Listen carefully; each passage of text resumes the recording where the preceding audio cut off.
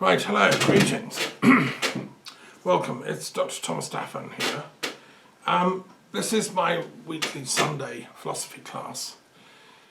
With a slight difference, I'm going to be reading out the questions which come from George Mason University in Washington, DC. A colleague of mine, Lester Kurtz, runs a class there on religion and society. He's a leading sociologist. And I gave a talk to that group, and in response they asked me some questions, which I didn't have time to cover in the actual class, which was about 2 weeks ago. So what I'm going to do is I'm going to use those questions today to discuss, matters arising in the philosophy club. So I'm not going to do the usual periodic table, although I may refer to that during the course of this talk. And I'm going to read out the question first and then give a sort of, response. And I hope that this will be watched by the students that came on that class and also other colleagues that normally watch my philosophy club. So I'm going to try and kind of elaborate for everybody. Now, well, okay, so there's a lot of interesting questions. The first one, jumping in at the deep end, is there truly a safe space on Earth to escape British imperialism and racism? Gosh. So I know where this question is coming from. It was a very multicultural class and of American students, or at least students studying in America. And I know that, British imperialism is quite a common enemy to attack and jump on, and has been ever since the American Revolution in the late 18th century. I've got sort of mixed feelings on this, and I should start with a methodological observation that my job, I'm not here to preach, this or that. I'm going to try and respond academically to these questions as if we were in a seminar. I'm a Canadian by birth, so I was born in Montreal and lived some of my life in Canada, most of my life inside the UK, in Britain. Although I've travelled very widely, 35 countries at least. I now live in France. I've opposed Brexit, which you could say is the kind of and the final, last fling of British imperialism, if you want to take that view, which I think I do. Although I think that we now know it was actually engineered secretly behind the scenes by Putin and Russian intelligence, who were in league with some very dishonourable British pseudo-imperialists who haven't got a brain between them, in my opinion, people like Farage and co. So let's first unpack this question, what is British imperialism? It's a question I've studied a lot. I think it's fascinating. As a British Canadian, I went back to London to find out why was this tiny set of islands become the greatest empire the world had ever seen for 300 years. It was a mystery to me. I couldn't understand it. And I spent years researching it. I was in the British Library a lot. I discovered the chap that coined the phrase the British Empire was a savant, a magus he was called Dr John Dee, who was the astrologer that fixed the coronation of Queen Elizabeth I. He was a Cambridge mathematician and probably the brightest intellect in British history for that time. And there were some pretty amazing people around at the time, if you think back to those days. So I think, and this is something that interests me a lot, what's the relationship between imperialism and knowledge? I was studying Soviet East European world history, and there's a great book on the history of the Soviet Academy of Sciences called The Empire of Knowledge, which talks about how the Soviet system, created highly intellectual people that ran its sciences, but they were doing effectively imperialism by keeping, the lid on regions that they regarded as within their orbit, such as Czechoslovakia, the Baltic states and so on. And if anybody rebelled, like Hungary, they were immediately, crushed. And not until Gorbachev in 1990 did that change. Is British imperialism different? I mean, history is a whole succession of empires. I'm a world historian who studied broadly, world history, like Toynbee, who's one of my heroes. And, we could go back to Roman imperialism, and obviously that had a very long innings, depending on where you date it. But if you say Rome was founded in 753 BC, which is the official date, and then the Holy Roman Empire didn't get dissolved till Napoleon abolished it in, I think, 1803, from memory, when the last reigning monarch of the Holy Roman Empire was forced to abdicate as an emperor and became just the king of Austria-Hungary. That's a very long time. That's over 2,500 years. Chinese imperialism lasted a very long time as well, and there are many dynasties and so on. Egyptian empires, if you want to call them, lasted at least 3,500 years. Depending on when you date the end of the Egyptian project, let's call it Christianization. So I don't. Is there a truly safe space on Earth to escape any of these imperialisms? Not really, because they all blend into each other. The whole British imperialism inherited from the Christian Holy Roman Emperor ideas, which in turn came partly from Byzantium, partly from ancient Rome. This idea of a Christian ruler who would be answerable to God, and then you had to obey him. That's a very ancient idea in Christianity, going right back 2,000 years to the time of Christ. And it was borrowed, they adopted a lot of the emblems of the pagan culture of ancient Rome and Greece. We could talk about Alexander the Great's empire, which was, again, phenomenal in terms of land expansion. It didn't last as a centralised empire very long, because he died very early, I think at the age of 33, which is ridiculous. He didn't have a chance to consolidate.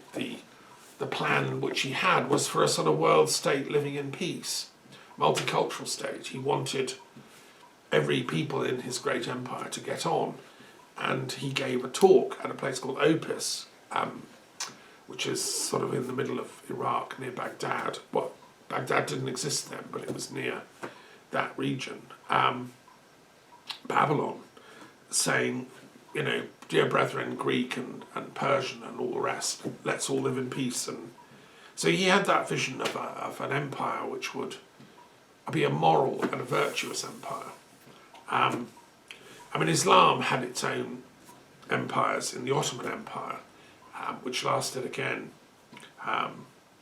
about, depending on how you date it, but sort of 700 years or so. And that wasn't, dissolved until the end of World War I, by the Turks themselves, that decided, enough is enough. We were sick of an Ottoman Empire, and they created the modern state of Turkey, which is having elections today, by the way, and I hope that, the progressive parties win, and that we get we get Turkey back on track to its secular republican kind of Kemal Ataturk trajectory. Was it all a bad thing? Was everything the Ottoman Empire did bad? No, I don't think so. I'm a historian like Toynbee who studied the Ottoman Empire in depth, and I think some of the things it tried to do or did were pretty advanced, actually.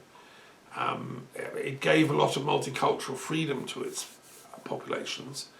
Armenian Christians, Catholic Christians, they all could sort of live in harmony, along with Jews and different types of Muslims. It was good for the Sufi orders and the different types of Islam. And then it adopted scientific knowledge. A lot of Ottomans went to Europe and studied Voltaire and brought back science, and they were welcome too. It was a pretty amazing experiment. When I studied it at the University of London, I learned to appreciate its good points. And of course, during the Crimean War, it was our ally, Britain's ally, when Florence Nightingale was helping found modern nursing. And then there's the Russian Empire, because in those days the Crimean War, that was up against the Russian Empire. Well, was the Russian Empire a good thing or a bad thing? Is what Putin's doing a continuation of the Russian Empire in its more brutal form?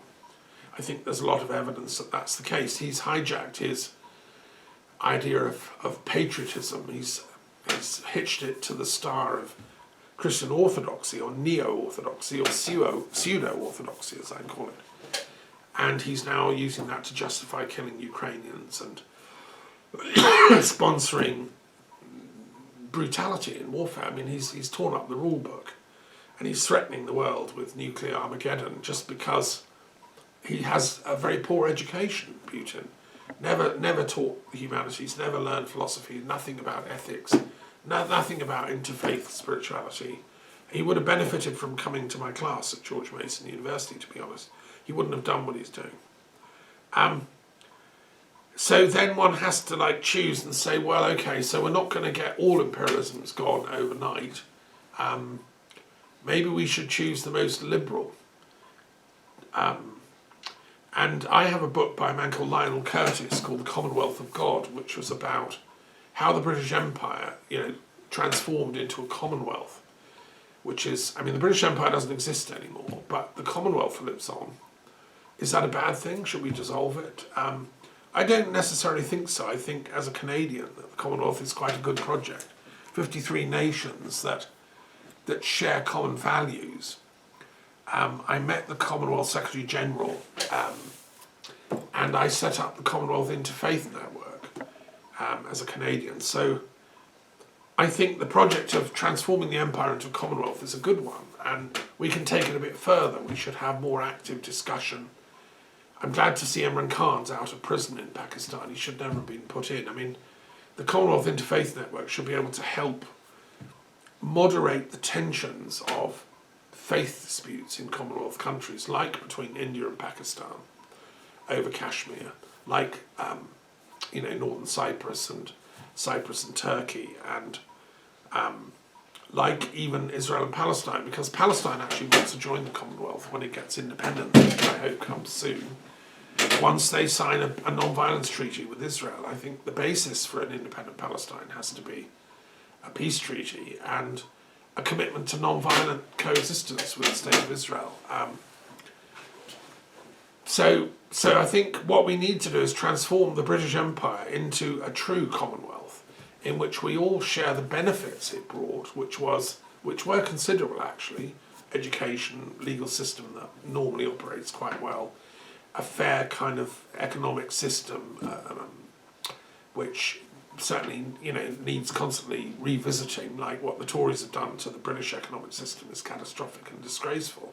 So you need that sort of Fabian, I believe that Fabian socialist understanding of the importance of egalitarian values in the economy, just as Clement Attlee believed when he founded the welfare state at the end of World War II. So I'm in that camp, and I think, as Attlee did, he gave independence to India and Pakistan, all the rest, in the hope that we would together build a fairer and juster world.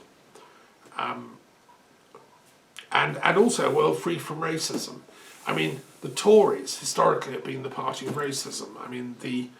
Even Churchill was tinged with that kind of attitude. His arrogance against Gandhi was typical. And that sort of the flirtation of some of the hard right Tories with the Nazi movement in the 30s was shocking, but they did. They had a kind of racist ideology, and Hitler himself liked that and tried to woo these hard right Tories. Well, and those guys are the guys that have come out of the bed and done Brexit, like Rees-Mogg and co. Well, I'm absolutely antithetically opposed to them. Anything I stand for. I think we have to build a Commonwealth that is free of racism and free of the negative aspects of imperialism. And only then will we be able to contribute to world peace properly as a country of the United Kingdom and as the Commonwealth as a whole. I might revisit that question, but just to say, if I was asking that question, if we were discussing that in an Irish context, again, the Irish have a long history of engaging with British imperialism. They did a revolution in 1916 to get rid of that. I support, that project. As a Druid, I'm a great believer in Ireland's right to independence and autonomy, as was Gladstone. At the same time, there are things that Britain has done in Ireland which are, I think, for the common good. And I wouldn't want to see a sort of like let's slaughter all the English in Ireland, all the English speakers. I mean, it's become a multicultural project, Ireland. And you have in the north, you have different heritage, you have Protestants and Presbyterians who came from Scotland, you have the Gaelic-speaking groups, and you now have quite a few new immigrants come to Ireland. Well, I'd like to see them all flourish and grow out of British imperialism and join the world community of nations, which is why I support the European Union. And Ireland is a proud member of that. I'd like to see the North rejoin the South in a referendum, which might be how to deconstruct British imperialism from within. I'm also kind of minded to support certainly Scotland's right to a second independence referendum. They were disgracefully cheated by the Tories when the first referendum on independence was offered. The Tory party lied about it, and the Scots deserve the right to say again, do they want to be part of this United Kingdom outside of Europe, doing Brexit like Rees-Mogg and Co and Farage, all their idiocies? Or do they want to be part of the European Union and an independent member of the Commonwealth? I think the majority of Scots now would say that. And I probably would too. I don't think I get a vote if a second referendum comes, but that's probably what I would say. Anyway, it's a big question. I hope I've answered some of it. Why are faith leaders hesitant to preach peace emphatically? That is a very good question, number two. I've thought about that a lot myself, because I met leading faith leaders and they sort of equivocate. And some absolutely won't teach peace at all. I think there's a sociological answer, and this is why this course is so important, why the sociology of religion is important. What happens is peer pressure builds up within the religions. The person coming to the top, who becomes like the abbot, the bishop, the cardinal, the imam, the rabbi, is there because of his or her congregation, which pays his rent and salary. And therefore he has to sort of move at a pace that they can cope with. And therefore they don't say anything. The higher up they go, the less they say about difficult political things. If you notice it, and people like Welby, who's now the Archbishop of Canterbury, I mean, he hardly ever says boo to a goose. Yet young parish priests in the sticks will talk about, freedom from climate change worries and, let's all be green revolutionaries and let's have non-violence tomorrow and get rid of Britain's nuclear weapons. You'll get people like that, but the higher up they go, the hierarchy, the less they say that stuff. I've noticed this, and I think it's a great shame. And I think what we need, there's a lacuna in the research here about this sociological pressure for conformity that builds up. The higher up the hierarchy of power these religious leaders get, the more they, become like their teeth are pulled. So, yeah, more sociological research is needed on that. Especially when you marry up, as is the case in many parts of the world, the religious leadership with the military leadership. So in Britain, the king, who's just been coronated as King Charles III, is also the head of the army and the intelligence services. I mean, the buck stops with him, as it did with his mother. And so he, unfortunately, I mean, I love the coronation, I think it was great, but unfortunately I thought there was too many army involved. I mean, where were, if I'd been all choreographing that coronation, and it was a relative of mine, Reverend Adrian Daffern, that actually wrote the script, apparently, a distant relative, I wouldn't have had so many army marching up and down and all the salutes and all that. I would have had more like, 20 young virgins dressed in white presenting flower bouquets. That's what we do in the Druid tradition more. And in Wales, at the Eisteddfod, you have more of that that feel. I would have had more, because it's not just for the army to celebrate this crowning, it's for everyone. I was pleased to see there were some interfaith leaders involved in the service, and they were in the abbey and stuff, but I would have given them more of a role. I would have had them actually read a scripture from Buddhist or Hindu or Islamic or Jewish texts. And why not have a Druid in there as well? After all, it's the native religion of Britain. And Charles himself, knows that. So, yes, more peace, please, by all the faith leaders is what I would say, at whatever level of authority they find themselves. Sometimes there are exceptions. Some people rise to the top and become bishops and popes and cardinals who don't lose their principles. I'm thinking of the current Pope, Francis. He is pretty good on peace. I'm thinking of John Paul II, who was pretty good on peace. I met John Paul II.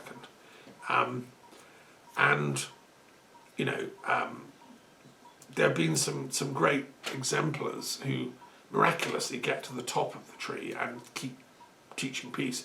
I think Jesus is one of those. He was just another rabbi, really.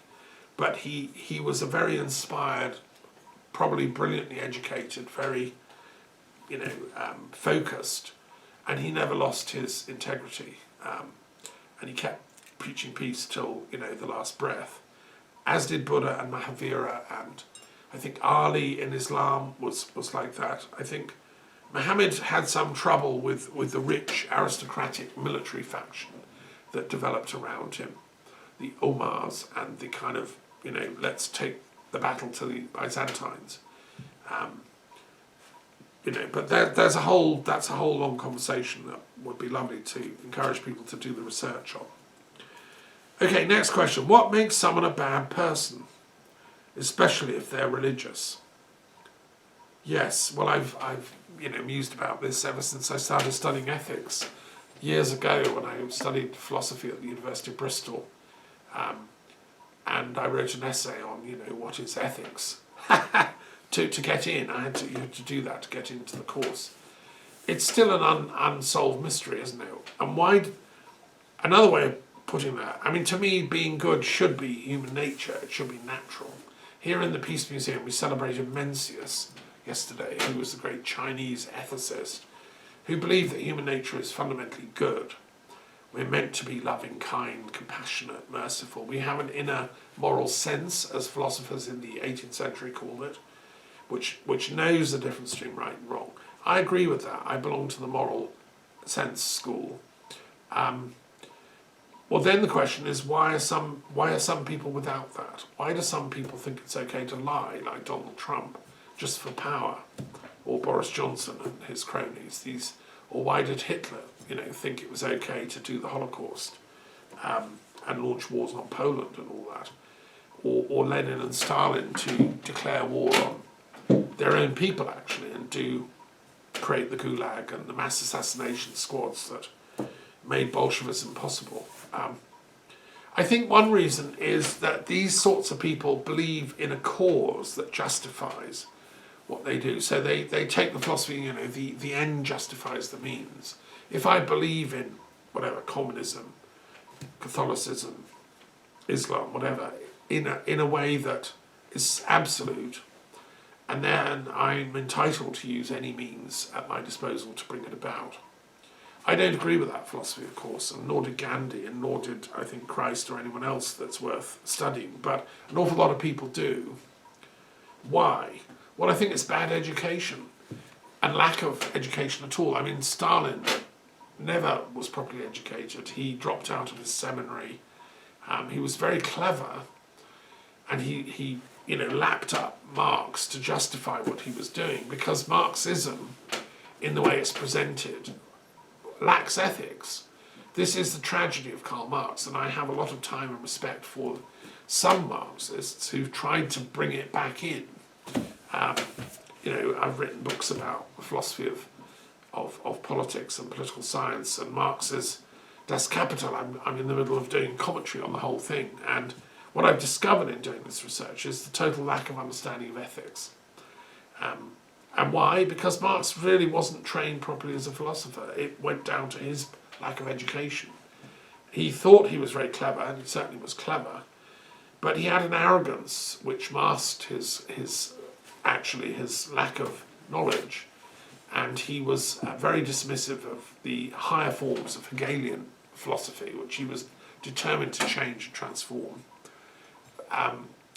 Well, Hegel, you can criticise him, but he was a genuine, deep, profound philosopher who made ethics part of his absolute philosophical system, just as every philosopher should, until Marx came along and said, no, we don't need ethics, tear that up. We'll just have, the iron laws of the dialectic and materialism. Dialectical materialism, we'll call it, which gave way to people like Stalin to do what they wanted, and then justify it in the name of this thing called Marxism. So I think my answer would be, what makes a bad person is a lack of education in the deepest sense of the term. I don't mean just like, they're not literate, don't read books. No, they don't have a deeper education, which is sadly the case in many of these cases. Kind of terrorists that in the name of religion set off bombs that kill people, or whoever did 9/11 behind the scenes, whether it was, bin Laden plus. I've written a book about that, but I don't know. All I've said is these are the evidences we need to know to find out whether that'll ever be possible. Maybe in 100 years from now, historians will look back on that period and find out who really did it behind the scenes. I hope so, because they were very bad people, whoever did. And whoever's doing, the oppression of the Palestinian peoples in the West Bank and making their lives a misery. I mean, there's some pretty bad people doing that. But they're justifying it in their heads on Zionism, which means God has promised this land to us. And I'm sorry, chaps, you've got to either get with that project or move on. That's the thing I don't agree with. I think I'm a peace philosopher that wants to freeze the frame at that point and say, no, hang on, let's encounter the other in a Martin Buber kind of way, and find the mystery and awe and love that we can share. After all, the Jews and Palestinians, the Muslims and Jews and Christians, they're all descended from Abraham, in fact, spiritually. And for me, the wars in the Middle East between religions are like the left and the right hand of Abraham attacking each other. How to combat racism when teaching, say, interfaith courses. Well, I worked in the Centre for Multicultural Education at the University of London for many years, where I began my Peace Studies Institute, and this was the daily question that multicultural education considers. How can we get across the idea that the diversity of faiths is not something to be afraid of or worried about. It's not press the panic button type of thing. It's actually a diversity that is amazing. And if you haven't, I think most people have seen, but I'll just remind you, that's why I devised my periodic table of the world's religious and philosophical traditions, which has got a website. You can Google it. So what I tried to do with this ongoing work is say to humanity, look, we are diverse, we are multicoloured, we are every single religion and philosophical position is presented here, like Mendeleev's table of the elements, and we should celebrate this. It's not that one is right and one is wrong. I don't say this box is better than that box than that. They all have nuanced traditions within. So you have Jainism, Sikhism, Islam, Judaism, Shinto religion, all the Christianities, all the Buddhisms and Judaisms and so on, plus the secular philosophies, humanism. Now, it's an objective tool to counter this sort of only one truth approach. Now, racism is a form of only one truth, i.e. only my people. Only the X, fill in the blank. I, again, put this down to lack of education. You see, I think this is the antidote to racism. If this was in every school in the world, in every culture and language, I think racism would disappear from the planet, because you can only maintain that yours is the best, the supreme, the only one, if you don't know about all these others. I have spent 30 years finding out about them all and travelling around the world and meeting practitioners, and so I can't take that racist view that, you know, this one is the best and the only. I think we have to move towards what I call a meta-Catholicism, a meta-universalism, which is that, no, there's a universalism operating within all the traditions. And I also think we can be more than one. People often ask me, and there's a question coming up in a minute about, you know, what's my faith? I'll answer that question when I come to it.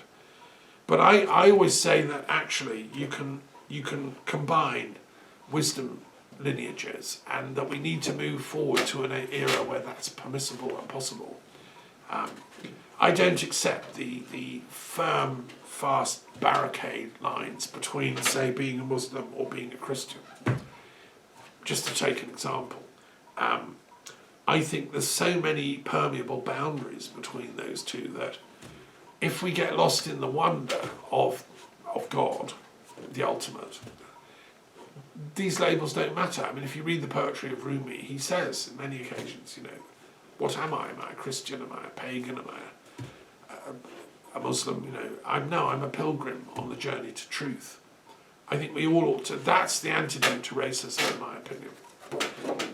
And people that are teaching interfaith courses should emphasise that. They should use my table for a start. It's a great tool.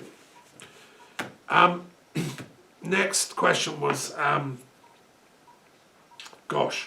can I, teach youngsters in their 20s how to talk the truth? Well, you know, I don't think I can unless you've already got that meme in you. I think, going back to Mencius, I think we all have this, the truth gene within us. All of us that have been parented properly and had some educational guidance along the way, and realise that truth is our saving grace. And in Anglo-Saxon, the word for a man, a human, is a weird, W-Y-R, which is the origin of the word wyrd. And the word world, wir-ald, means the age of mankind. But it's also the root of the word truth, wir, is what is true. So our human essence itself is truth. That's what we are. Buddhists say it the same way. They say that Buddha's body's long gone, turned to dust, but his Dharma body lives on. So the body of Buddha that became one with the Dharma, the absolute truth, is immortal.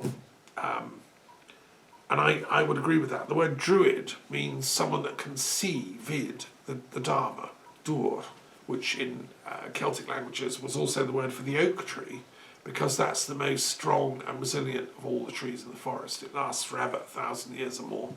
So that's the dur, the Dharma. So look within yourself, find that Dharma, and you will speak the truth.